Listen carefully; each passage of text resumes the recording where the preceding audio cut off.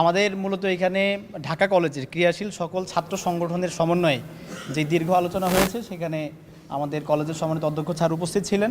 উপস্থিতিতে আমাদের কলেজের বিভিন্ন বিষয় নিয়ে আলোচনা হয়েছে, পরবর্তী পদক্ষেপ। তো তার মধ্য থেকে কিছু গুরুত্বপূর্ণ বিষয় ছিল যে আমাদের এর আগে কিছু কর্মসূচি ছিল, যেটা হচ্ছে থানা ঘেরাও বা এই টাইপের।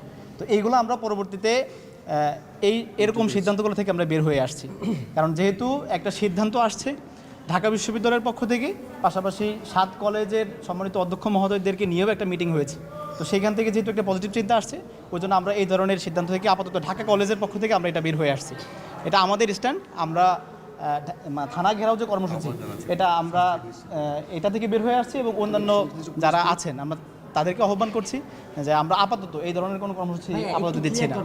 মানে প্রভিসি যে ধরনের আচরণ করেছেন সেটা নিঃসন্দেহে শিক্ষার্থী সুলভ আচরণ না, এটা আমাদের পক্ষ থেকে স্পষ্ট।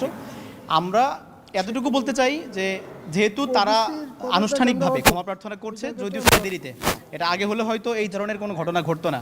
তবে আমরা প্রত্যাশা রাখবো ঢাকা বিশ্ববিদ্যালয়ের মতো একটা প্রতিষ্ঠানের পক্ষ থেকে এই ধরনের আচরণ পরবর্তীতে যেন শিক্ষার্থীদের সঙ্গে না করা হয়। এবং আমি মনে করি এটা ঢাকা বিশ্ববিদ্যালয়ের শিক্ষার্থীদের জন্যও এটা খারাপ, কারণ এটা আজকে আমাদের সাথে করা হয়েছে, কালকে তাদের সাথে করা হবে না, এটার কোনো মানে নিশ্চয়তা নাই।